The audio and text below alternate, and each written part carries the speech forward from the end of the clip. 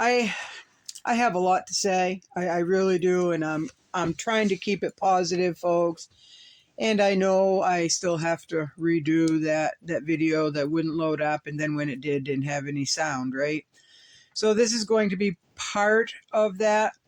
Uh, Trying to be as positive as I can about it.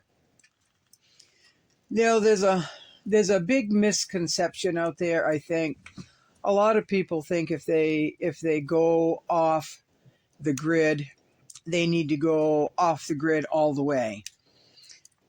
Then there are some that say, well, I just want alternative power, so they get solar. Some rely with generator that charges their batteries and they run their lights and stuff off from DC, right? Here, I have a generator. It's for stuff that I am doing outside, like running the table saw. Anything like that. That's basically what I have it for. So it's not used very much. It's used enough now that I have to run the table saw, run the table saw, and the what do you call it, the chop saw, and all of that. It ran the planer, and so I do have that. I do have a well. 2 years ago, it went dry, and then there was something wrong with my outside water faucet. And that was right in the middle of, COVID, right? So I'm like, you know what? I'm just going to go back to hauling my water. And that's what I've done ever since. It has been working just fine. Would I like to have my outside water for this spring, summer, and fall? Yes, and I probably will have it hooked up. But I still end up hauling water one way or the other, right? So you don't have to go off grid and live like I do, which is semi-primitive.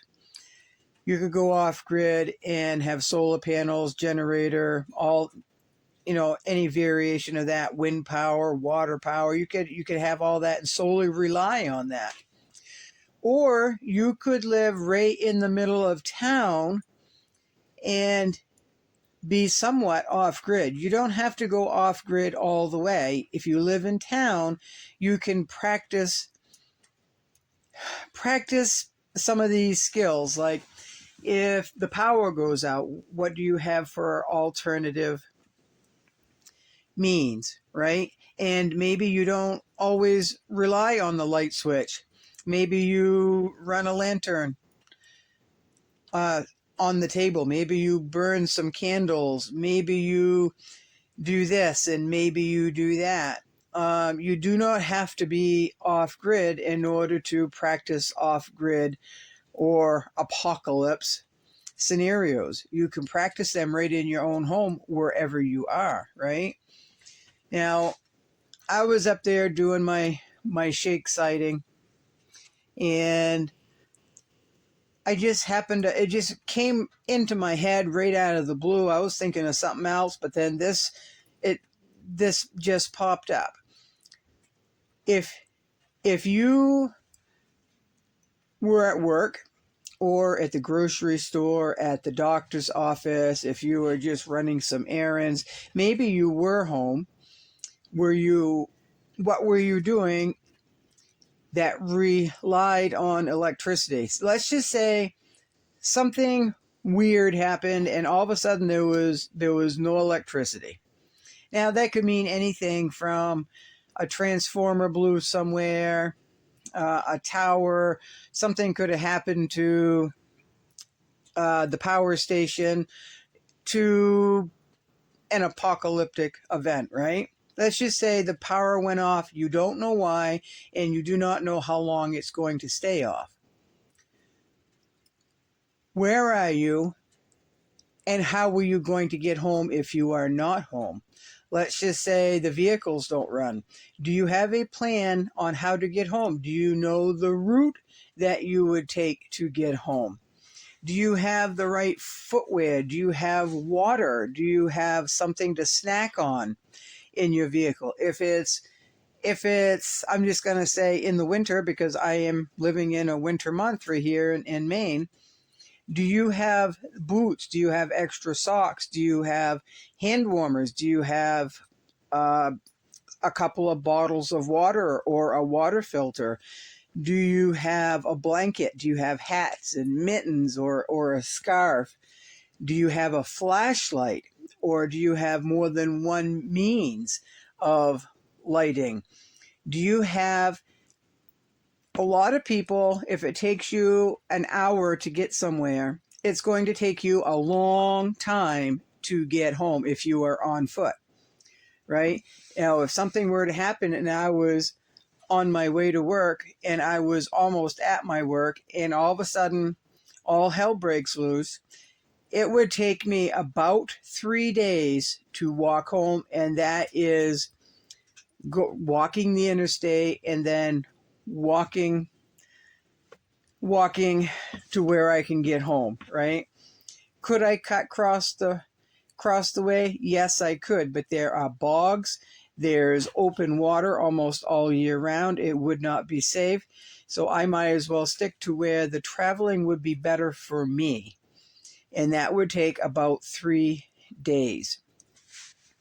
If I walked nonstop and if my knee was not bothering me, because my right knee does not straighten out and it does not bend back all the way. So after a while, that I would have to rest my knee. And what if I had to rest it for several hours? Is there a way? Do I know of a way, a safe place to get out away from the main highway, find a place to sit and rest so I'm comfortable and I'm dry and I am warm?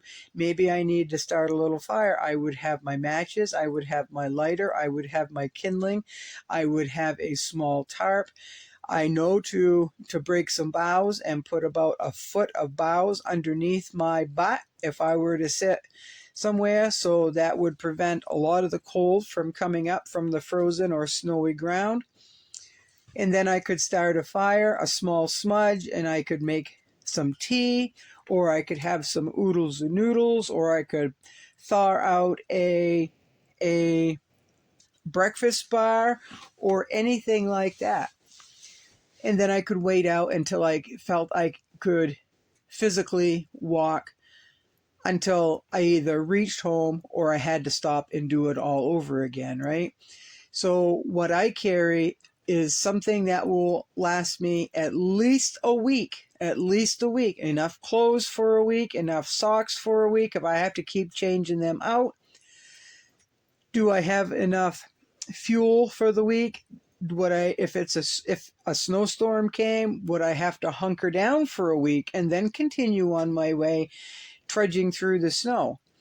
So, that seems pretty drastic to a lot of people, but the point is, it could happen. Will it happen? Probably not. Could it happen? There's always that possibility. And I like to carry all my bases.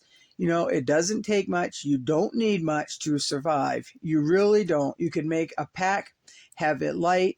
You might not be comfortable. Now, you don't have to bring a comforter. You do not. A wool blanket would be awfully nice. In some plastic, maybe.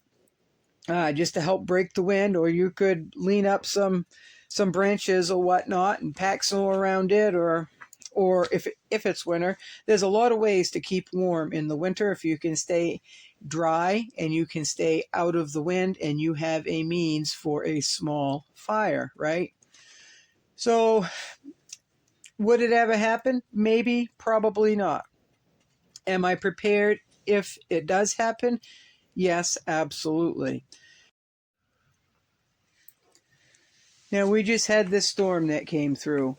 Some people lost their power for almost 2 weeks in the Maine winter. And if you don't have alternative heating, a lot of people's water froze, folks. A lot of people's pipes burst. Some people lost their houses. Some people lost their vehicles. They either got washed down the stream or big trees fell on their house or their vehicles and completely destroyed. So it took some people 2 weeks. Could it have been longer? Absolutely, yes, it could have. Yes, it could have.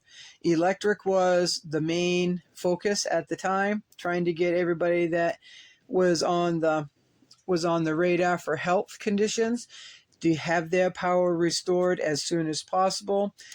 Phone and internet and stuff like that took a back seat. And once people's power came back on, they started working on other things, right? Other systems. So, that storm could have been much, much worse.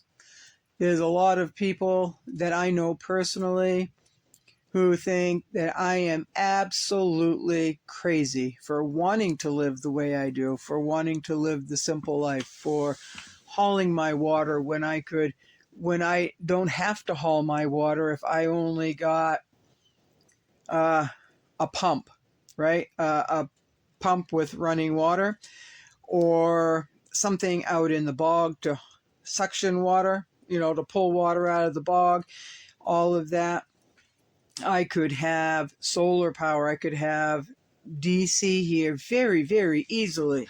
And as I get older, I assume that I will be having a little bit more convenience because I won't be able to do as much as I am now because, folks, I'm almost 60, and in the last 7 years, my body has slowed down. So there's already things that I'm really, really slowing down at. I'm taking a little bit more breaks. I'm doing things a lot slower. Am I still busy? Yes, I am. But I could make my life a little easier. Some people just want that convenience of flipping a switch, turning a water faucet, turn the thermostat just a little bit to heat, to get them a little bit warmer.